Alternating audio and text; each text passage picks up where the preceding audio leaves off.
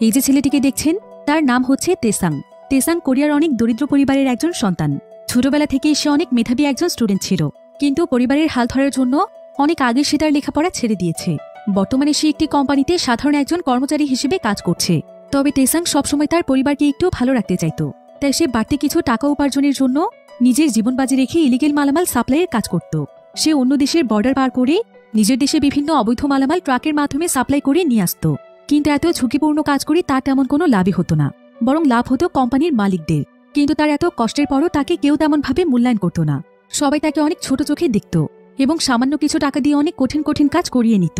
এভাবেই সকলের অবহেলার শিকার হতে হতে এক পর্যায়ে তেসাং তার জেদ, বুদ্ধি এবং সাহসিকতা দিয়ে এমন কিছু করে দেখায় যেটা কেউ কোনোদিন কল্পনাও করতে পারেনি। সাধারণ একজন সহজ সরল কর্মচারী থেকে সে হয়ে যায় তাদের দেশের সবচাইতে পাওয়ারফুল এবং ধনী ব্যক্তি। কিন্তু তার জীবনের চলার পথটা এতটা সহজ ছিল না। এর জন্য তাকে করতে হয়েছে অক্লান্ত পরিশ্রম এবং দুর্দান্ত এক মাস্টার প্ল্যান।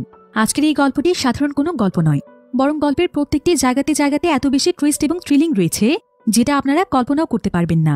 তাহলে চলুন ঘুরে আসা যাক সাধারণ এক কর্মচারীর সবচাইতে ধনী মানুষ হয়ে ওঠার গল্প থেকে। তো গল্পটি শুরু হয় সাউথ কোরিয়ার একটি শহরে, যেখানে আমরা ছোট্ট একটি পরিবারকে দেখতে পাই, যারা কিনা একটি গাড়িতে করে কলম্বিয়ার এয়ারপোর্টে এসেছে। এই এয়ারপোর্টটির নাম হচ্ছে বোগোটা। আর এই পরিবারটিতে তেসাং নামক একটি ছেলে এবং তার মা বাবা ছিল।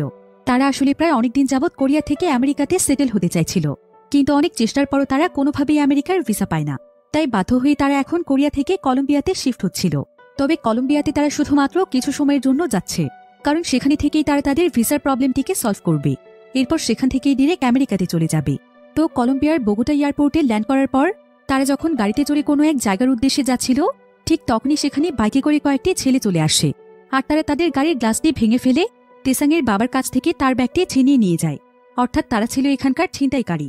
তেসাং তখন দ্রুত গাড়ি থেকে নেমে সেই ছিনতাইকারীর পিছু করছিল, কিন্তু ততক্ষণে সেই ছিনতাইকারী তার বাইক নিয়ে অনেক দূরে চলে যায়। তাই তেসাং অনেক চেষ্টা করেও কোনোভাবেই তাদের ব্যাগটি ফিরিয়ে আনতে পারে না। তবে তেসাং এখানে কলম্বিয়া আসার প্রথম দিনেই বুঝতে পারে যে কলম্বিয়া আসলে তার মতো মানুষদের জন্য তেমন নিরাপদ জায়গা নয়। তাছাড়া এখন তাদের যে ব্যাগটি চুরি হয়ে গিয়েছে সেখানে তাদের অনেক টাকা পয়সা এবং প্রয়োজনীয় কিছু কাগজপত্র ছিল, আর সেই কাগজপত্রগুলো ছাড়া কলম্বিয়াতে থাকাটাও তাদের জন্য অনেক কঠিন হয়ে যাবে। তবে সৌভাগ্যবশত কলম্বিয়াতে তেসাংয়ের বাবার একজন পরিচিত বন্ধু ছিল, যার নাম হচ্ছে মিস্টার সং। তাই তেসাং এবং তার পরিবার সোজা মিস্টার সং এর কাছে চলে আসে। মিস্টার সং যখন ইয়াং ছিল তখন সে অনেক দক্ষ একজন সোলজার ছিল, আর সে এবং তেসাংয়ের বাবা তখন একসঙ্গে ভিয়েতনামি যুদ্ধে অংশগ্রহণ করেছিল। সেখান থেকেই তাদের দুজনের বন্ধুত্ব শুরু হয়, কারণ সেই যুদ্ধের সময় তেসাংয়ের বাবা একবার মিস্টার সংকে বাঁচিয়েছিল। আর তেসাংয়ের বাবা তার পরিবারকে নিয়ে তার কাছে এই কারণেই এসেছে কারণ সে খুব ভালোভাবেই জানে যে মিস্টার সংই তাদেরকে এমন পরিস্থিতিতে সাহায্য করতে পারবে। কারণ বর্তমানে মিস্টার সং ছিল কলম্বিয়ার অনেক নামিদামি একজন মানুষ। সে বহু বছর ধরে এখানে বিজনেস পরিচালনা করে বর্তমানে এখানকার অনেক বড় একজন বিজনেসম্যানে পরিণত হয়েছে। তাই এখানকার অনেক প্রভাবশালী মানুষদের সঙ্গেও তার পরিচয় ছিল। তবে তেসাংয়ের বাবা যখন তার পরিবারের জন্য তার কাছে সাহায্য চাইতে আসে তখন মিস্টার সংয়ের আচরণ যেন পুরোপুরিভাবেই বদলে গিয়েছে। সে যেন আর আগের মতো ছিল না, তার ভেতরে অনেক অহংকার চলে এসেছিল। সে এখানে তেসাংয়ের বাবাকে বলে, তুমি কি ভেবেছ সেদিন তুমি আমার জীবন বাঁচিয়েছিলে? এটা তোমার ভুল ধারণা। সেদিন আমি আমার ভাগ্যের জন্য বেঁচেছিলাম, তারপরও তুমি আজ সেটার বিনিময় চাইতে এসেছ। তবে আমি তোমাকে ফিরিয়ে দেব না। এইটুকু সাহায্য তো তোমাকে আমি করতেই পারি। কলম্বিয়াতে মিস্টার সংয়ের প্রধান কাজ হচ্ছে কোরিয়া থেকে বিভিন্ন ধরনের পোশাক কলম্বিয়াতে ইম্পোর্ট করে নিয়ে আসা। আর এই সমস্ত কাজগুলো টাইম টু টাইম প্রপারলি করার জন্য মিস্টার সং এখানকার একজন প্রভাবশালী ব্যক্তির মেয়েকে বিয়ে করে ফেলে। ফলে তার ব্যবসা এখানে আরো মজবুত হয়ে যায়। আর বর্তমানে কোরিয়া থেকে যারা এখানে বিজনেস করতে আসে তারাই মিস্টার সং এর সঙ্গে যোগাযোগ করে। তো এবার মিস্টার সং তার একজন পরিচিত মানুষের মাধ্যমে তেসাং এবং তার পরিবারের জন্য একটি রুম ভাড়া করে দেয়। আর সে তেসাংকে একটি কাজ দেওয়ার জন্য তাকে তার ওয়াইফের কাছে নিয়ে যায়, কারণ তার ওয়াইফ এবং তার শ্বশুরের অনেক বড় ইম্পোর্টের বিজনেস রয়েছে। তো তার ওয়াইফ তখন তেসাংকে দেখিয়ে একটি কাজ দিয়ে দেয়, যেখানে তার কাজ হচ্ছে বিভিন্ন মালামাল প্যাক করে সেগুলোকে ডেলিভারি করা। তেসাংয়ের মাকেও একটি কাজ দেওয়া হয়, তাকে কাজ দেওয়া হয় তাদের গার্মেন্টস সেক্টরে।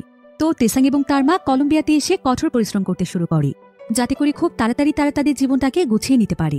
আসলে কোরিয়াতে তেসাংয়ের বাবার অনেক বড় একটি বিজনেস ছিল, সেখানে তাদের জীবন অনেক ভালোভাবেই কাটছিল। তাদের টাকা পয়সার কোনো কমতি ছিল না। কিন্তু এক পর্যায়ে হঠাৎ করেই তাদের বিজনেসে বড় একটি ধস নেমে আসে। একটি কোম্পানি তেসাংয়ের বাবার প্রায় সমস্ত টাকাই মেরে দেয়। ফলে খুব অল্প দিনের মধ্যেই তেসাংয়ের বাবা তার পুরো পরিবার সহ ঋণ এবং লোনের বোঝায় ডুবে যায়। আর কিছুদিনের মধ্যেই চারিপাশ থেকে টাকার জন্য সবাই তাদেরকে চাপ দিতে থাকে। এমনকি অনেকে তো তাদেরকে এসে মারধরও করে যায় এবং তাদেরকে সময় দিয়ে যায় যে 1 মাসের মধ্যে টাকা শোধ করতে না পারলে তাদেরকে গ্রেফতার করা হবে। তাই তেসাংয়ের বাবা তখন তার পুরো পরিবারকে বাঁচানোর জন্য পালিয়ে কোরিয়া ছেড়ে কলম্বিয়াতে চলে আসে। কিন্তু এসব কিছুর জন্য তেসাংয়ের বাবা কখনোই নিজের উপর দোষারোপ করত না, বরং সে দোষারোপ করতে সমাজকে এবং সমাজের মানুষকে, কারণ তারাই তাকে আজকে এই পরিস্থিতিতে এনে দাঁড় করিয়েছে। তবে তেসাং মনে প্রাণে চাইত যে সে তার নিজের দেশ কোরিয়াতে একদিন ফিরবে, এবং এমনভাবে ফিরবে যাতে করে সবাই তাকে সম্মান করে। এজন্য তেসাং প্রতিনিয়ত কঠোর পরিশ্রম করত। কিন্তু কলম্বিয়া আসার পর তেসাংয়ের বাবার মানসিক অবস্থা অনেক বেশি খারাপ হয়ে যাচ্ছিল। সে ডিপ্রেসড হতে হতে নিজেকে একদম একা করে ফেলেছিল। এমনকি তেসাং এবং তার মা কাজ করলেও সে নিজে কোনো কাজে যেতে চাইছিল না। সেই সাথে সে সারাদিন ড্রিঙ্কস করে মাতাল অবস্থায় পড়ে থাকত। তবে এই বিষয়টি তেসাংয়ের একদমই ভালো লাগতো না। তবে আস্তে আস্তে তেসাং তার কলম্বিয়ার জীবনে অভ্যস্ত হয়ে যায়, আর এখানে তার কাজ করতে করতে প্রায় 2 বছর সময় পার হয়ে যায়। এবার আমরা মিস্টার সংকে দেখতে পাই, যে কিনা তার একজন বডিগার্ডের সঙ্গে কথা বলছিল। তারা এখানে তাদের নতুন একটি ডিলের ব্যাপারে কথা বলছিল, যেখানে তাদেরকে 1 ট্রাক ভর্তি স্পেশাল একটি প্রোডাক্ট এখান থেকে অনেক দূরের একটি জায়গাতে ডেলিভারি করে দিতে হবে।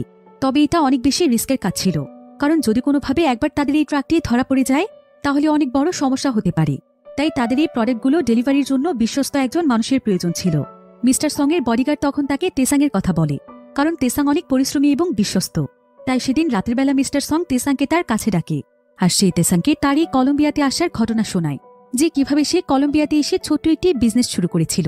রাস্তার ফুটপাতে সে কিভাবে কোরিয়া থেকে কাপড় এনে বিক্রি করত, আর সেই কাপড়ের বিজনেসে সে আজকে এতটাই উঁচুতে নিয়ে এসেছে যে তাকে এখন এক নামে সবাই চেনে। তবে এতদূর আসার জন্য তাকে অনেক বুদ্ধি করে চলতে হয়েছে, বেছে নিতে হয়েছে কিছু অবৈধ রাস্তা। সে আসলে কলম্বিয়া আসার কিছুদিন পরেই এখানে সিক্রেটভাবে ইলিগেল কিছু কাপড় বিক্রি করত। সেটার মাধ্যমে দ্রুত তার ভাগ্যের চাকা ঘুরে যায়, এবং পরবর্তীতে সে এখানকার অনেক বড় একজন বিজনেসম্যানের মেয়েকে বিয়ে করে ফেলে। তারপরে তার ইম্পোর্টের বিজনেস অনেক বড় হয়ে যায়। কলম্বিয়াতে তার ফুটপাত থেকে শুরু করে একদম অনেক উঁচু লেভেলের মানুষদের সঙ্গেও ভালো সম্পর্ক। এমনকি সে এখানকার একজন গ্যাংস্টারকেও তার বন্ধু বানিয়ে ফেলেছিল, যার একটি কথাই এই শহরে সবকিছুই সম্ভব। তার নাম হচ্ছে ডনলি, আর সেই ডনলি এখন তার বিজনেস পার্টনার। এরপর মিস্টার সং বলে, তেসাং, তোমার ভেতরে আমি অন্যরকম এক শক্তি দেখেছি। তুমি তোমার বাবার মতো নও। আমার মনে হয় তুমি চাইলে আমার চাইতে অনেক বড় পর্যায়ে যেতে পারবে। তবে তোমাকে আমার অনেক বোকা মনে হয়। কিন্তু একটা কথা মনে রেখো, সৎ পথে থেকে তুমি তোমার জীবনে কিছুই করতে পারবে না। তবে তোমার মাঝে আমি যে সততা দেখেছি সেটা আমার বিজনেসের জন্য অনেক প্রয়োজন। তুমি শুধুমাত্র আমার জন্য সৎ থাকবে। আমি তোমাকে আমার স্পেশাল ইম্পোর্টার বানাতে চাই। তুমি এখন থেকে আমার স্পেশাল কিছু প্রোডাক্ট ডেলিভারি করে দিয়ে আসবে, যেটা তোমাকে অনেক বিশ্বস্ততার সাথে করতে হবে। আর যদি তুমি কাজটি করে আমার বিশ্বাস অর্জন করতে পারো তাহলে তুমি হবে পরবর্তীতে আমার অ্যাসিস্ট্যান্ট ম্যানেজার। তোমার পুরো ভাগ্যের চাকা একদম বদলে যাবে। তুমি কি আমার সঙ্গে হাত মিলিয়ে কাজটি করতে চাও? যদিও তেসাং এখানে খুব ভালোভাবেই বুঝতে পারছিল যে এই কাজটি হয়তো কোনো ইলিগেল কাজ হবে, তাই সে প্রথমে করতে না চাইলেও পরবর্তীতে সে রাজি হয়ে যায়, কারণ সেও তার এমন জীবন থেকে বেরিয়ে আসতে চায়। সেও চায় একটু ভালোভাবে জীবনযাপন করতে। তাই পরের দিনই সে সেই প্রোডাক্টগুলো ডেলিভারি করতে বেরিয়ে যায়। তার সঙ্গে মিস্টার সং-এর আরও একজন লোক ছিল। তাদেরকে অনেক দুর্গম একটি পথ দিয়ে প্রোডাক্টগুলো ডেলিভারি করতে হবে, যাতে করে কোনো চেক পয়েন্টে তারা ধরা না পড়ে যায় এবং পুলিশের হাত থেকে বাঁচতে পারে। আর তেসাংয়ের সঙ্গে ট্রাকের যে ড্রাইভার ছিল সে আসলে ছিল কলম্বিয়ান। তার নাম হচ্ছে ডিভাইন। ডিভাইন তখন তেসাংকে নিয়ে গোপন একটি ফ্যাক্টরিতে যায়, যেখানে সোয়াং নামক একজন ব্যক্তি তাদের জন্যই অপেক্ষা করছিল। সোয়াং আসলে মিস্টার সং-এর হয়েই কাজ করে থাকে। আর তেসাংরা যখন তাদের ট্রাক নিয়ে এখানে পৌঁছে যায়, সোয়াং তখন তাদের ট্রাক ভর্তি করে মালামাল দিয়ে দেয়। তবে তেসাং এখনও জানত না যে এই মালামালগুলো আসলে কি ছিল। যদিও তেসাংরা অনেক দুর্গম একটি জায়গা দিয়ে তাদের মালামাল ডেলিভারি করতে যাচ্ছিল, কিন্তু তারপরও সেই রাস্তাতেও একটি চেক পয়েন্ট ছিল। আর মালামালগুলো ডেলিভারি করতে সেই চেক পয়েন্ট পার হওয়া প্রয়োজন, এবং এই চেক পয়েন্ট পার হওয়ার পুরো কাজটি করে থাকে সোয়াং। সে আগে থেকেই তাদের ট্রাকটি পার হওয়ার সমস্ত ব্যবস্থা করে রাখে। তার প্রধান কাজই ছিল চেক পয়েন্টের কয়েকজন পুলিশকে টাকা খাওয়ানো এবং তাদের গাড়িটি কলম্বিয়ার রাস্তাতে প্রবেশ করিয়ে দেয়া, অর্থাৎ তারা সেই প্রোডাক্টটি অন্য কোনো দেশ থেকে কলম্বিয়াতে সাপ্লাই করে নিয়ে আসছে।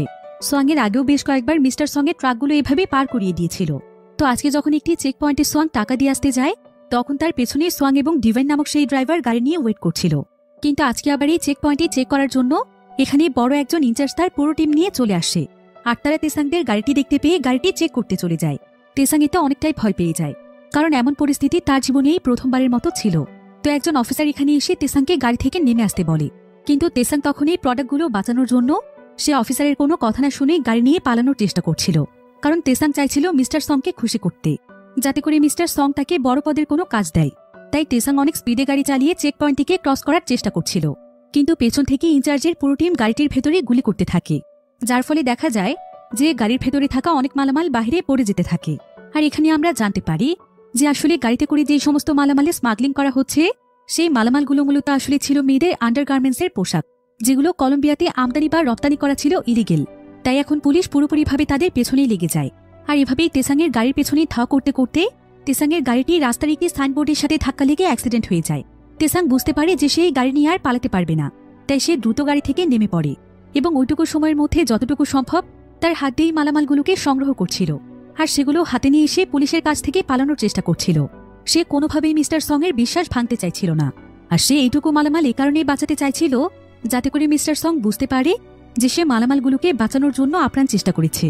তো পুলিশ তখন তেসাংকে বেশ কিছুক্ষণ ধাওয়া করার পর তার কাছে গিয়ে তাকে লাথি দিয়ে ফেলে দেয় এবং তারা তাকে সেখানেই অ্যারেস্ট করে ফেলে। সেই সাথে তাদের ট্রাক এবং ট্রাকের মালামালগুলো জব্দ করে ফেলে। তবে সোয়াং এবং দিওয়ান সেই জায়গা থেকে পালাতে সক্ষম হয়েছিল। তেসাং তো ভেবেছিল যে এখানেই তার পুরো লাইফ শেষ, তাকে হয়তো এখন অনেকগুলো বছর কলম্বিয়াতে জেল খাটতে হবে। কিন্তু তাকে জেলে নিয়ে আসার কয়েক ঘন্টা পরেই দেখা যায় যে সে জেলের দরজার সামনে মিস্টার সং চলে আসে। তেসাং তাকে দেখে অনেক খুশি হয়ে যায়। এরপর সে তার প্যান্টের ভেতর থেকে কয়েকটি মালামাল বের করে মিস্টার সংকে দেয় এবং বলে যে সে শুধুমাত্র এইটুকু মালই উদ্ধার করতে পেরেছে।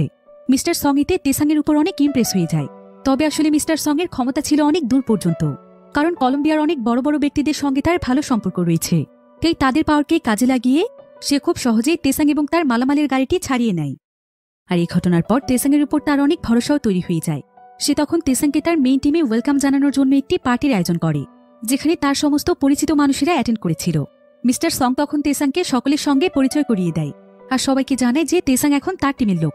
আর এখানে শুধুমাত্র সেই সমস্ত মানুষেরাই ছিল যারা কিনা মিস্টার সং এর এই বিজনেসে ইনভেস্ট করেছে। তারা সবাই আসলে কোরিয়ান ছিল। এখানে মিস্টার সং এর মিস্টার পার্ক নামক একজন বন্ধু ছিল, যে কিনা কলম্বিয়াতে এসে স্মাগলিং করে অনেক বড়লোক হয়েছে। সেই সাথে এখানে মিস্টার পোর নামক একজন ব্যক্তি ছিল। যদিও মিস্টার পোর বহুদিন আগেই কলম্বিয়াতে এসেছিল, কিন্তু এখন পর্যন্ত সে তার লাইফে তেমন একটা উন্নতি করতে পারেনি। সে মূলত একটি বার চালিয়ে তার জীবন পরিচালনা করে, তাই তার টিমের সবাই তাকে মিস্টার পোর বলে ডাকে। এবার সোয়াং এখানে তেসাংকে তার কথা বলে যে সে কোরিয়ার সবচাইতে পপুলার ইউনিভার্সিটিতে গ্র্যাজুয়েশন কমপ্লিট করেছিল। পরবর্তীতে সে একটি চাকরি পেতে অনেক স্ট্রাগল করেছে, কিন্তু সেখানে তার লেখাপড়ার যেন কোনো মূল্যই ছিল না। তাই সে তার জীবন বদলাতে কলম্বিয়াতে চলে এসেছিল। আর এখানেও সে তেমন ভালো কিছু করতে না পেরে একটি কার ওয়াশিং গ্যারেজে কাজ করত। আর যখন থেকে সে মিস্টার সং এর সঙ্গে হাত মিলিয়ে বিজনেস করছে, তখন থেকেই তার ভাগ্যই বদলে গিয়েছে। সেও এখন অনেক টাকার মালিক।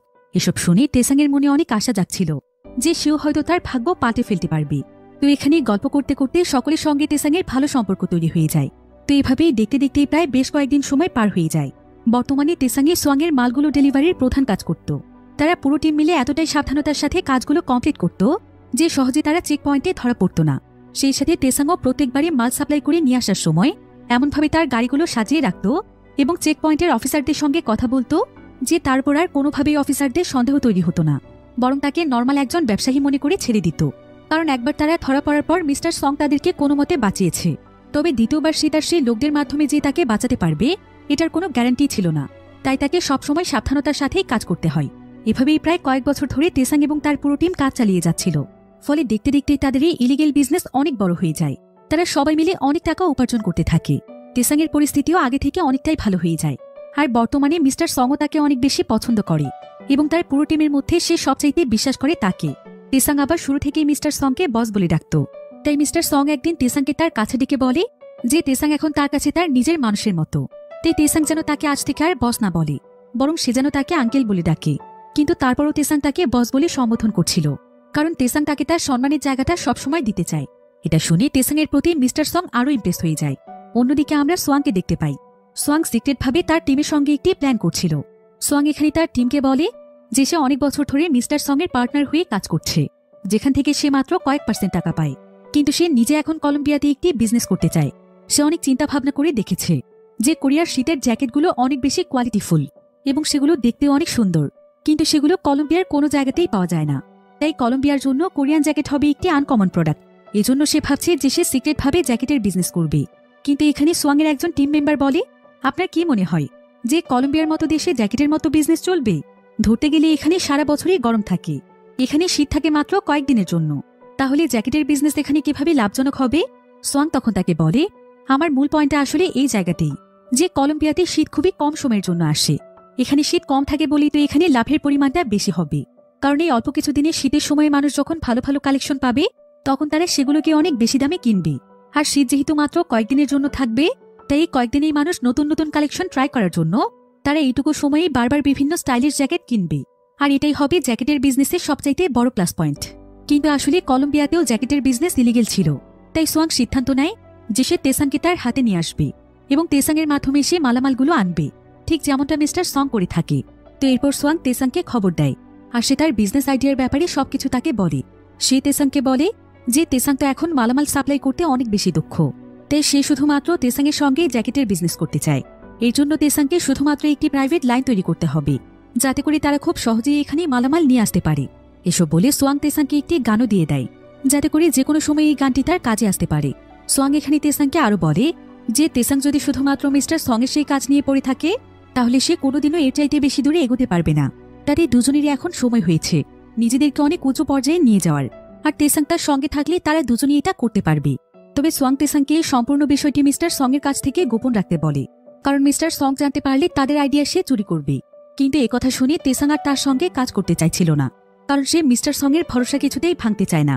তবে সোয়াং তখন তাকে বলে যে তেসাং আসলে মিস্টার সংকে যতটা ভালো মানুষ মনে করে, মিস্টার সং আসলে ততটা ভালো মানুষ নয়। মিস্টার সং তার সঙ্গে এই কারণেই ভালো আচরণ করে, যাতে করে সে তাকে তার কাজে ব্যবহার করতে পারে। আর যেদিন মিস্টার সঙ্গের তেসাংয়ের সঙ্গে সমস্ত কাজ শেষ হয়ে যাবে, সেদিন সে তাকে ছুঁড়ে ফেলে দেবে। তাই তার আগে যেন তেসাং নিজে কিছু করে দেখায়, যাতে করে তাকে অন্য কারো উপর নির্ভরশীল হয়ে থাকতে না হয়। কিন্তু তারপরও তেসাং তাকে মানা করে দিয়ে চলে আসে। অন্যদিকে মিস্টার সঙের কাছে মিস্টার পো নামক সেই ব্যক্তিটি আসে, আর সে মিস্টার সংকে জানায় যে সে সিক্রেটভাবে একটি খবর পেয়েছে। সেটা হলো সোয়াং তেসাংকে কোনো এক মালামাল সাপ্লাই করে এনে দিতে বলেছে।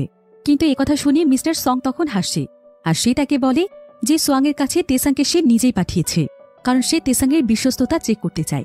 মিস্টার পোর জানতে চায় সেটা কিভাবে।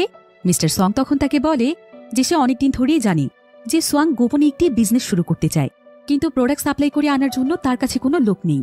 তাই তেসাং যদি তার সঙ্গে আলাদাভাবে কথা বলতে যায়, তাহলে নিশ্চয়ই সে তেসাংকে মালামাল আনার ব্যাপারে কিছু একটা বলবে, কারণ তেসাং এই ব্যাপারে অনেক এক্সপার্ট। আর তেসাং যদি সমস্ত সত্য কথা আমাকে এসে বলে দেয়, তাহলেই বুঝতে পারবো যে তেসাং বিশ্বস্ত কিনা। তো কিছুক্ষণ পরেই মিস্টার সংকে তেসাং ফোন দেয়। মিস্টার সং তখন জানতে চায় যে সোয়াং তাকে কি বলেছে। তেসাং তখন তাকে বলে যে সোয়াং তেমন কিছুই বলেনি, সে শুধুমাত্র তার কাছে জানতে চেয়েছে যে সে মিস্টার সংকে বিশ্বাস করে কিনা। মিস্টার সং তখন বলে তখন তুই কি বলেছিলি? তেসাং তখন বলে তখন আমি বলেছিলাম যার জন্য আমি দুবেলা খাবার খেতে পারি, তার উপর অবশ্যই আমাকে বিশ্বাস করতে হবে। মিস্টার সং তখন তার কাছে জানতে চায় সোয়াংকে তোকে কোনো বিজনেসের ব্যাপারে কিছু বলেছে? তেসাং বলে না। এরপর তেসাং মিস্টার সঙের সঙ্গে দেখা করতেই আসছিল, কিন্তু বাইরে দাঁড়িয়ে সে মিস্টার সঙের কথা শুনতে পায়, যেখানে মিস্টার সং বলছিল যে সে শুধুমাত্র তেসাং কেন, পৃথিবীর কোনো মানুষের উপরই ভরসা করে না, সে তো শুধু সবাইকে ব্যবহার করে। এসব শুনে তেসাং বুঝতে পারে যে সোয়াং তাকে যা বলেছে সেগুলো সত্যি। এবার পরের শিপমেন্টে তেসাং যখন মিস্টার সঙের জন্য মালামাল আনতে যায়, তখন তার মিস্টার সঙের কথা মনে পড়ে যায়। আসলে মালামালগুলো নিতে আসার আগে মিস্টার সং তাকে বলেছিল যে সোয়াং নাকি কোরিয়া থেকে স্পেশাল কিছু প্রোডাক্ট অর্ডার দিয়েছে, সেটা ট্রাকও তার ট্রাকের আশেপাশেই থাকবে এবং সোয়াংয়ের প্রোডাক্টের গায়ে ব্লু স্টিকার থাকবে। তাই তেসাং যেন সেখানেই তার ট্রাকটি বদলে ফেলে, আর সে যেন সেই ব্লু স্টিকারের সমস্ত প্রোডাক্টগুলো তার কাছে নিয়ে আসে, আর সোয়াং যেন কোনোভাবেই জানতে না পারে যে তার প্রোডাক্টগুলো মিস্টার সঙের কাছে এসেছে। তো মিস্টার সঙের কথা মতো তেসাংও সেটাই করে, সে কোরিয়ার বর্ডারের কাছে তার ট্রাকটি বদলে ফেলে। আসলে সকল ধরনের প্রোডাক্টে কোরিয়া থেকে আসার পর এক এক করে ডেলিভারির জন্য এই জায়গাতেই রেখে দেওয়া হয়, আর এই প্রোডাক্টগুলোকে পাহারা দেয় ডিভাইন এবং মিস্টার সঙের সঙ্গে পার্টনারশিপে যারা রয়েছে।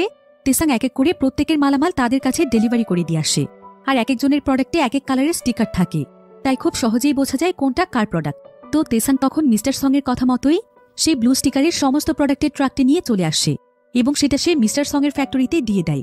প্রথমে তো তারা অনেক খুশি হয়ে যায়, কিন্তু যখন তারা বক্সগুলো খুলে দেখে, তখন তারা এখানে স্পেশাল কোনো প্রোডাক্ট দেখতে পায় না, বরং এগুলো ছিল মেয়েদের আন্ডারগার্মেন্টস, যেগুলো সাপ্লাই তারা আগে থেকেই করত। তাই তারা ভাবছিল যে সোয়াং হয়তো তাহলে এই প্রোডাক্টটি অর্ডার দিয়েছে। কিন্তু এখানে দেখা যায় যে গতকাল রাতে তেসাং দুটো ট্রাকেরই প্রোডাক্টের স্টিকার বদলে ফেলেছিল। সে অরেঞ্জ স্টিকারের উপর ব্লু স্টিকার এবং ব্লু স্টিকারের উপর অরেঞ্জ স্টিকার লাগিয়েছিল, যাতে করে সোয়াং তার আসল প্রোডাক্টে পায়। এবং মিস্টার সং যেহেতু তাকে বারবার অরেঞ্জ কালারের স্টিকারওয়ালা প্রোডাক্টগুলো নিয়ে আসতে বলেছিল, তেসাংও তার কথা মতো সেটাই করেছিল। তাই তেসাংয়ের উপর মিস্টার সঙের কোনো সন্দেহ হয় না, সে ভাবছিল যে প্রোডাক্ট ডেলিভারির সময় হয়তো কোনো ভুল হয়েছে। এদিকে তেসাং তখন সোয়াংয়ের সমস্ত প্রোডাক্টগুলো তার ফ্যাক্টরিতে নিয়ে আসে। সোয়াং এতে প্রচণ্ড খুশিতে তেসাংকে জড়িয়ে ধরে, কারণ যদিও তেসাং তার সঙ্গে কাজ করতে রাজি হচ্ছিল না, তারপরও সে তাকে এত কঠিন একটি কাজ করে দিয়েছে, সে প্রোডাক্টগুলো তাকে এনে দিয়েছে। তাই সোয়াং তখন তাকে তার বিজনেসের পার্টনার বানিয়ে নেয়। আর কিছুদিনের মধ্যে তারা কলম্বিয়ার লোকাল মার্কেটে একটি শপ খুলে ফেলে এবং সেই শপের সামনের ফুটপাতেও তারা তাদের দোকান দেয়। আর তাদের এই বিজনেসের কিছুদিনের মধ্যেই দেখা যায় যে তাদের এই জ্যাকেটগুলো তাদের শহরে অনেক বেশি পপুলার হয়ে যায়। সোয়াং ঠিক যেটা ধারণা করেছিল সেটাই হয়। কলম্বিয়ার মানুষ জ্যাকেটগুলোকে অনেক পছন্দ করতে শুরু করে, আর মাত্র দুদিনের মধ্যে তাদের প্রথম শিপমেন্টে সমস্ত প্রোডাক্ট সেল হয়ে যায়। তাদের পুরো টিমের সবাই এতে অনেক খুশি ছিল। তেসাং এই বিজনেসের লাভ দেখে এতটাই খুশি হয়ে যায় যে সে এই বিজনেসটিকেই পার্মানেন্টভাবে করতে চায়, কারণ প্রথম শিপমেন্টেই তারা প্রচুর পরিমাণে টাকা পেয়েছিল। তবে সেই মার্কেটের আশেপাশে কলম্বিয়ার আরও বিজনেসম্যানরা ছিল, তারা ছিল কলম্বিয়ান জ্যাকেটের দোকানদার। তবে এখানে তেসাংদের জ্যাকেট আসার পর তাদের সেল অনেক বেশি কমে গিয়েছিল, কারণ তাদের জ্যাকেটের কোয়ালিটির তুলনায় কলম্বিয়ান জ্যাকেট ছিল খুবই নিম্নমানের। তাই সেই বিজনেসম্যান তেসাংদের উপর অনেক জেলাস হচ্ছিল। তো এভাবেই তেসাং তখন সোয়াংকে নতুন নতুন প্রোডাক্ট এনে দিত, আর সেই প্রোডাক্টগুলো প্রায় কয়েক মাস সেল করতে করতে তাদের বিজনেসও অনেক বেশি বড় হয়ে গিয়েছিল। তাই সোয়াং তখন মিস্টার সংকে তার হাতে নিয়ে আসার সিদ্ধান্ত নেয়, কারণ যদি সে মিস্টার সংকেও তার হাতে রাখতে পারে তাহলে তাদের এই বিজনেসে শিপমেন্ট তাদের জন্য আরও সহজ হয়ে যাবে, কারণ শিপমেন্ট সেক্টরের সমস্ত ক্ষমতাই ছিল মিস্টার সং-এর হাতে। তাই সোয়াংরা যখন তাদের বিজনেসে লক্ষ লক্ষ টাকা উপার্জন করছিল, তখন সোয়াং তাদের বিজনেসের থেকে অনেক বড় অ্যামাউন্টের একটি টাকা মিস্টার সংকে দিতে শুরু করে। এতে বিনা পরিশ্রমে মিস্টার সং-এর অনেক লাভ হচ্ছিল। তাই সেও তখন আর তাদের ব্যবসাতে কোনো আপত্তি জানায় না, সেও খুশি হয়ে সবকিছু মেনে নেয়। ফলে তাদের এই বিজনেস আরও অনেক সহজ হয়ে যায়। আর মিস্টার সং-ও তখন তেসাংকে সোয়াংয়ের সঙ্গে কাজ করতে বলে, কারণ এতে তারও এখন অনেক বেশি প্রফিট হচ্ছিল। তো এভাবেই মাত্র 1 বছর বিজনেস করার পর দেখা যায় যে তেসাং এবং তার পুরো টিম অনেক টাকার মালিক হয়ে যায়। তাদের কারো কাছে এখন টাকা পয়সার কোনো অভাব ছিল না। তেসাং সেই শহরে তার পরিবারের জন্য একটি বাড়িও কিনে ফেলে, এমনকি সোয়াংয়ের সাথে সে অনেক বড় বড় 5 স্টার হোটেল এবং রিসোর্টেও যায়। এরপর একদিন সোয়াং তেসাংকে অনেক এক্সপেন্সিভ একটি ঘড়ি উপহার দেয়। তেসাং জানতে চায় যে সে তাকে এত এক্সপেন্সিভ ঘড়ি কেন দিয়েছে। সোয়াং তখন তাকে বলে যে তেসাংয়ের জন্যই তার স্বপ্ন পূরণ হয়েছে, সে কলম্বিয়াতে একটি বিজনেস প্রতিষ্ঠা করতে পেরেছে। এখন তার স্বপ্ন হচ্ছে কলম্বিয়ার সবচাইতে বড় শহরে অনেক লাক্সারিয়াস একটি শপিং মল তৈরি করা, কারণ কলম্বিয়াতে কোরিয়ান প্রোডাক্টের চাহিদা অনেক বেশি। যদিও তার এই প্ল্যানটি অনেক ভালো একটি প্ল্যান ছিল, কিন্তু কলম্বিয়ার বিজনেসম্যানরা এমন বিজনেসম্যান নয় যে তারা এখানে চুপচাপ লাক্সারিয়াস একটি শপিং মল তৈরি করবে আর এদিকে সেই বিজনেসম্যানরা চুপচাপ সেটা দেখবে। তারা সবসময় তাদেরকে তাদের টার্গেটে রাখবে এবং টেনে নিচে নামানোর চেষ্টা করবে। তাই সবসময় তাদেরকে অনেক সাবধানে থাকতে হবে। অন্যদিকে আমরা সেই কলম্বিয়ান বিজনেসম্যানকে দেখতে পাই যে কিনা তেসাংদের বিজনেস নিয়ে অনেক বেশি জেলাস ছিল। এই বিজনেসম্যানের নাম হচ্ছে লিচ্যাং। লিচ্যাং আসলে লুকিয়ে লুকিয়ে সেই পুলিশ অফিসারের কাছে আসে, যাকে মিস্টার সং টাকা দিয়ে তার টিমে রেখেছে। লিচ্যাং তখন সেই পুলিশ অফিসারকে অনেকগুলো টাকা দেয় এবং সেটার বিনিময়ে সে তাকে তার একটি কাজ করে দিতে বলে। সে বলে যে এর পরের বার যখন তেসাংদের প্রোডাক্টের শিপমেন্ট আসবে তখন সে যেন মেইন ইনচার্জকে খবর দিয়ে চেক পয়েন্টে নিয়ে আসে, কারণ তেসাংদের কাছে প্রোডাক্ট না পৌঁছলে তার বিজনেসে লাভ হবে। আর যদি সে তার এই সিম্পল কাজটি করে দেয় তাহলে সে তাকে আরও অনেক বেশি টাকা দেবে, আর সে যে এই কাজটি করেছে এই ব্যাপারে কেউই জানবে না। অফিসারও তখন এতগুলো টাকা পেয়ে তার কথায় রাজি হয়ে যায়। আর এবার যখন তেসাং এবং তার পুরো টিম কোরিয়া থেকে প্রোডাক্ট নিয়ে কলম্বিয়াতে আসছিল তখন সেই পুলিশ অফিসার আগে থেকেই খবর দিয়ে ইনচার্জকে চেক পয়েন্টে নিয়ে এসেছিল। ফলে সেখানে তেসাংদের সমস্ত কিছু চেক করার পর তারা সবাই এখানে ধরা পড়ে যায়। তাদের সমস্ত মালামালগুলোও পুলিশ জব্দ করে ফেলে। তবে এবার তাদের এই মালামালগুলোতে অনেকগুলো ইনভেস্টার ইনভেস্ট করেছিল, কিন্তু এখন এই মালামালগুলো পুলিশ জব্দ করে নেওয়ার ফলে তারা সঠিকভাবে সেই ইনভেস্টারদের টাকাগুলোও ফিরিয়ে দিতে পারবে না। তাই চারিপাশ থেকেই হঠাৎ করে তাদের উপর অনেক প্রেশার পড়ে যায়। তার উপর এবছর তারা আর তাদের বিজনেসের কাজটি করতে পারবে না।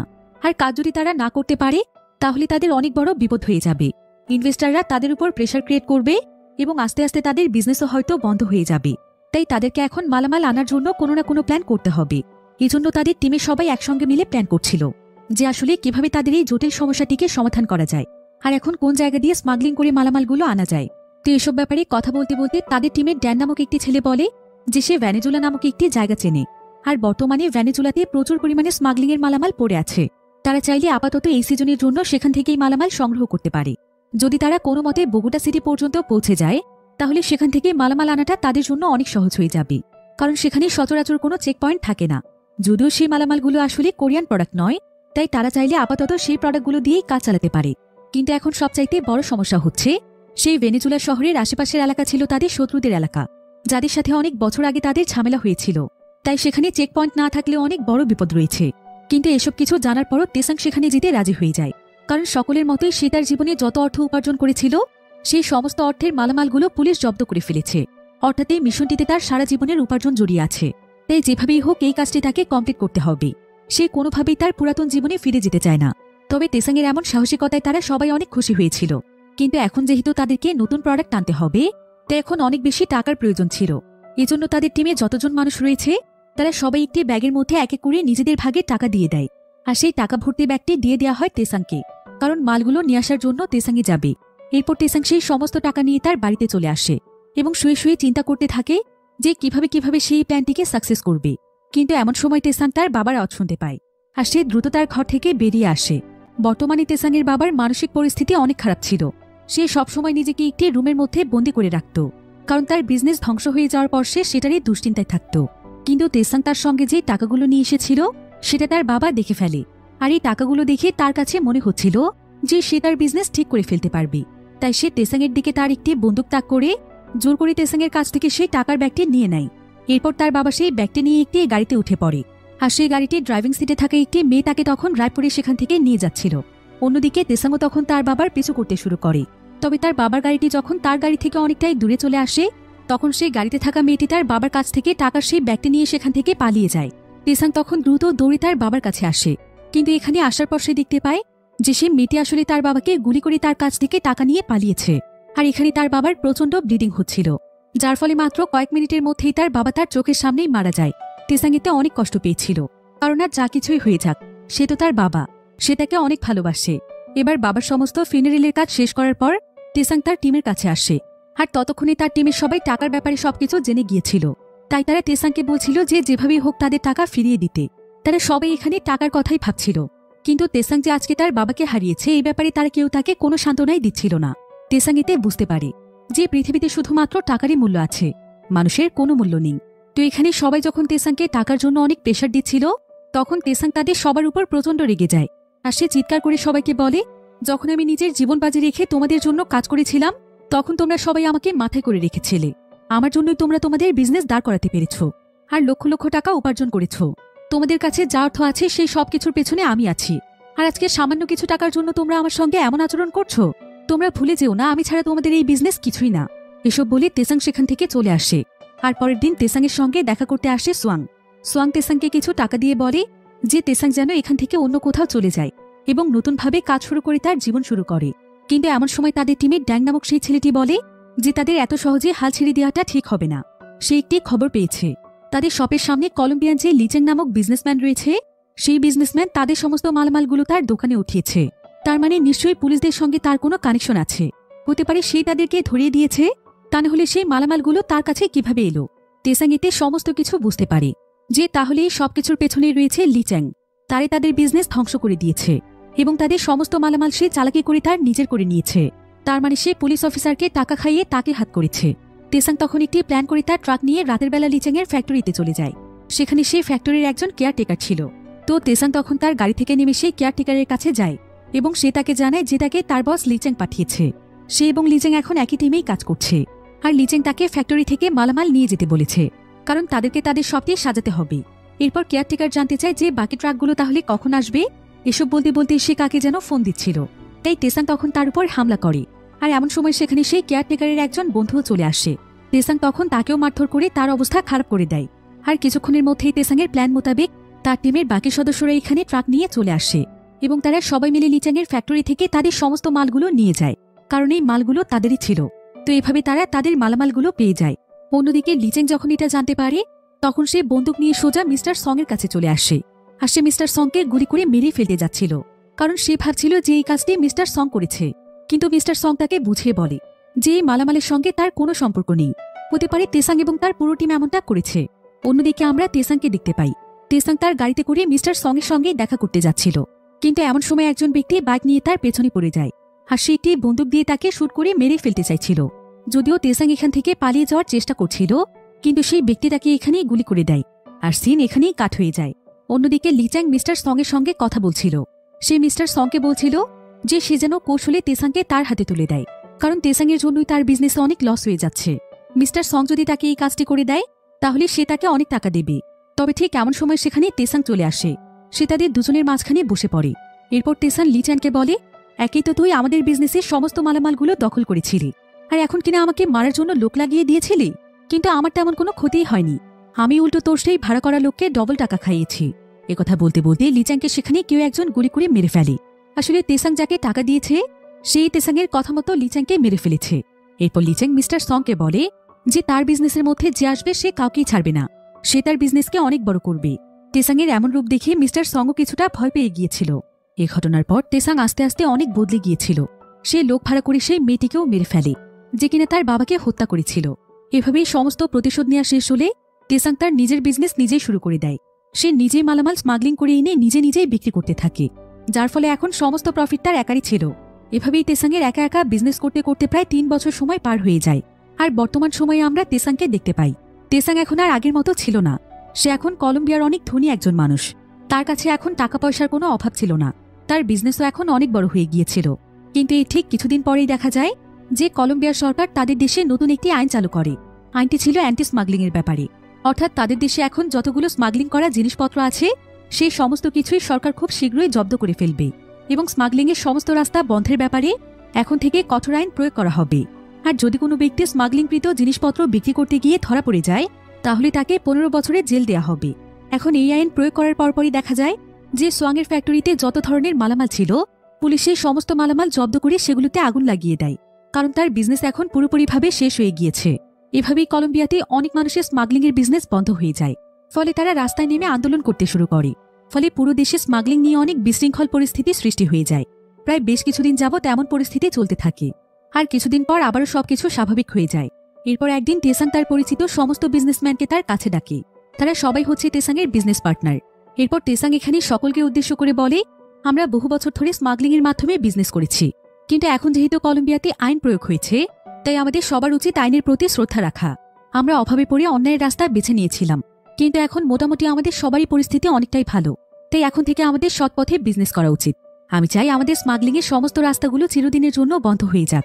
আমরা এখন থেকে সেই সমস্ত প্রোডাক্টই বিক্রি করব যেগুলো আমরা লিগেল ওয়েতে নিয়ে আসতে পারবো।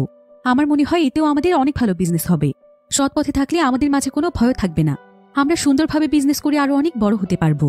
কিন্তু তেসাংয়ের এমন সিদ্ধান্তে অনেকেই খুশি হলেও মিস্টার সং, সোয়াং এবং আরও বেশ কয়েকজন বিজনেসম্যান মোটেও খুশি ছিল না, কারণ তারা ভাবছিল যে সৎ পথে বিজনেস করলে তারা আগের মতো টাকা পাবে না। তেসাং সবাইকে কড়াকড়িভাবে নির্দেশ দিয়েছিল যে তারা সবাই যেন সব জায়গা থেকে ইলিগেল জিনিসপত্র সরিয়ে ফেলে এবং সবকিছু নতুন করে সাজায়। আর তেসাং যেহেতু এখন তাদের সবার চাইতে অনেকটাই পাওয়ারফুল ছিল, তাই তার কথা মতো সবাই এটাই করে। এবার সবকিছু পর্যবেক্ষণ করে তেসাং যখন তার গাড়িতে চড়তে যাবে ঠিক তখনই তার গাড়ির মধ্যে অনেক বড় একটি বিস্ফোরণ ঘটে যায়। আর তেসাং গাড়িতে না বসার কারণে সে বেঁচে গিয়েছিল, তবে সে তার শরীরে অনেক আঘাত পায়। কেউ আসলে তেসাংকে মারার জন্যই এমনটা করেছে। তেসাংয়ের টিমের বাকি সবাই এই দৃশ্য দেখে বুঝতে পারে যে তেসাংকে কেউ মেরে ফেলতে চাইছে।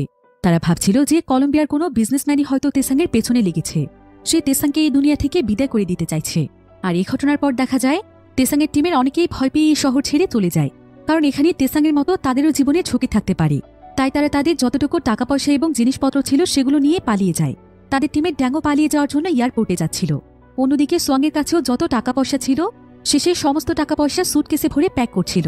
আর সে এখান থেকে পালানোর আগে একজন ডক্টরের কাছে গিয়ে তার কিছু প্রয়োজনীয় জিনিসপত্র নেয়। অন্যদিকে আমরা তেসাংকে দেখতে পাই। তেসাং এখন পুরোপুরিভাবে সুস্থ হয়ে গিয়েছে। আর মিস্টার সং তেসাংয়ের সুরক্ষার জন্য তার জন্য স্পেশাল একটি বুলেটপ্রুফ গাড়ি নিয়ে আসে। এরপর তেসাং সে গাড়িতে করে যখন তার অফিসে পৌঁছে যায় তখন সে সোজা সোয়াংকে ফোন দিয়ে বলে, তুমি আমাকে মারার জন্য এমনটা করেছো তাই না? কিন্তু সোয়াং তখন তাকে বলে, তুমি এসব কি বলছো? আমি কেন তোমাকে মারতে চাইব? আমার এসবের সাথে কোনো সম্পর্ক নেই। তেসাং তখন বলে, ভয় পেও না, আমাদের টিমে এমন অনেক বিজনেসম্যান আছে যারা কিনা আমার সঙ্গে কাজ করার যোগ্য নয়। আমি এতভাবে তাদেরকে বুঝিয়ে বলেছি যে আমরা সৎভাবে কাজ করব, কিন্তু তারপরও তারা ইলিগেলভাবে ব্যবসা করার প্ল্যান করছিল। তাই আমি নিজেই সেই বিস্ফোরণটি ঘটিয়েছিলাম যাতে করে ভয় পেয়ে তারা এখান থেকে পালিয়ে যায় আর আমার বিজনেস থেকে সরে যায়। সবাইকে তো আমি সবার নিজ নিজ জায়গাতে পাঠিয়ে দিয়েছি, এখন আমি তোমার ব্যবস্থা করব। একথা শুনে সোয়াং অনেক রেগে যায়। কিন্তু ঠিক এমন সময় তার পেছনে সেই ডক্টর এসে তার গলার মধ্যে একটি ইনজেকশন পুশ করে দেয়। ফলে সোয়াং প্যারালাইজড হয়ে যায় এবং সে সেখানেই মারা যায়। আসলে তেসাং এই ডক্টরকে টাকা খাইয়ে এমনটা করতে বলেছিল, কারণ সোয়াং এটা এই ডক্টরের মাধ্যমে তেসাংয়ের সঙ্গে করতে চাইছিল, যেটা তেসাং আগেই জেনে ফেলেছিল। আর এই সমস্ত প্ল্যানের ব্যাপারে মিস্টার সং জানত। তো এরপর মিস্টার সং এবং তেসাং সোয়াংয়ের লাশটি নিয়ে অনেক দূরে চলে যায় এবং একটি জায়গাতে তার লাশটিকে দাফন করে দেয়। এরপর তেসাং মিস্টার সংকে বলে যে এখন তার পাশে শুধুমাত্র মিস্টার সংই রয়েছে। সে তো অনেকদিন ধরে এই ইলিগেল বিজনেস থেকে বেরিয়ে আসতে চাইছিল, আর এখন সবাইকে সরিয়ে দেওয়ার পর সে এখন তার স্বপ্ন পূরণ করতে পারবে। সে কলম্বিয়াতে অনেক বড় একটি মার্কেট খুলতে চায় যেখানে শুধুমাত্র লিগেল জিনিসপত্র থাকবে, যাতে করে পুরো কলম্বিয়াতে তার মার্কেটের সুনাম ছড়িয়ে পড়ে এবং তার দেশেরও সুনাম হয়। নিজের দেশের জন্য সে কোনো কিছু করতে না পারলেও এইটুকু করে মরতে চায়। এটাই এখন তার সবচাইতে বড় স্বপ্ন। আর এই স্বপ্ন পূরণ করতে সে মিস্টার সংকে তার পাশে চায়। মিস্টার সংও তখন তাকে ভরসা দেয় যে সে সবসময় তার পাশে থাকবে। তো এবার গল্প করতে করতে মিস্টার সং একটি জায়গাতে এসে গাড়ি থামিয়ে দেয়। আর এই জায়গাটি ছিল অনেক উঁচু একটি খাদ। মিস্টার সং এখানে তেসাংকে টয়লেটের কথা বলে গাড়ি থেকে বেরিয়ে যায়, কিন্তু ঠিক এমন সময় সেখানে আরও একটি গাড়ি আসে। এরপর বন্দুক হাতে নিয়ে একটি ছেলে তেসাংকে গুলি করতে চায়, আর এমন সময় মিস্টার সং এখানে এসে তেসাংকে মোবাইলে বলে, তুই কি ভেবেছিলি আমার গোলামি করে তুই আমার বিজনেসকে নিজের দখলে করবি? আমার বিজনেসকে খুঁড়িয়ে তোর নিজের উপায়ে চালানোর সাহস কি করে হয়? আমার কাছ থেকে বিজনেস আইডিয়া চুরি করে এখন তুই নিজের মতো করে বিজনেস করতে চাইছিস। যদিও তুই আমাকে ভাগ দিতে চেয়েছিস, কিন্তু আমি নিজে সবকিছুর মালিক হতে চাই। আমি কখনোই কারো আন্ডারে কাজ করতে চাই না। তাই এখন আমার কাছে একটাই রাস্তা আছে, সেটা হলো তোর মৃত্যু। এই বলে মিস্টার সং গাড়ির গ্লাসটি নামিয়ে দেয়, আর সঙ্গে সঙ্গে সেই ছেলেটি তেসাংকে গুলি করে দেয়। কিন্তু তেসাং সঙ্গে সঙ্গে সাইড হয়ে যায়, আর সেই উল্টো তখন তার একটি বন্দুক বের করে সেই ছেলেটিকে মেরে ফেলে। আর সে গাড়ি থেকে বেরিয়ে এসে মিস্টার সংকেও গুলি করে দেয়, এবং সে মিস্টার সংকে বলে যে কলম্বিয়াতে আসার পর সে মিস্টার সঙ্গের জন্য সবকিছু করতেই প্রস্তুত ছিল। সে কখনোই তার কোনো ক্ষতি করেনি, এমনকি তার প্ল্যানের ব্যাপারে সে মিস্টার সংকে সবার আগে সবকিছু বলেছে। কিন্তু তারপরও সে তার বিজনেস দখল করার জন্য তাকে আজকে মেরে ফেলতে চেয়েছে। এটা কখনোই কোনো মানুষের কাজ হতে পারে না। এই বলেই তেসাং তাকে আরো কয়েকটি গুলি করে সেখানেই মেরে ফেলে। তেসাং আসলে আগে সবকিছু জানত, তাই সে তার কাছে বন্দুক রেখেছিল। এরপর তেসাং সেই পাহাড়ের কিনারায় দাঁড়িয়ে আকাশের দিকে তাকিয়ে থাকে এবং চিন্তা করতে থাকে যে পৃথিবীতে অর্থেরই মূল্য সবচাইতে বেশি। অর্থের জন্যই মানুষ যেমন মুহূর্তের মধ্যে বন্ধু হয়ে যেতে পারে, আর এই অর্থের টান পড়লে সেই মানুষটি শত্রু হয়ে তাকে মেরেও ফেলতে পারে। তেসাং তার জীবনে এই জিনিসটি সবচাইতে ভালোভাবে বুঝতে পেরেছে। তো এমনই একটি থ্রিলিং এন্ডিংয়ের মাধ্যমে গল্পটি এখানেই শেষ হয়ে যায়।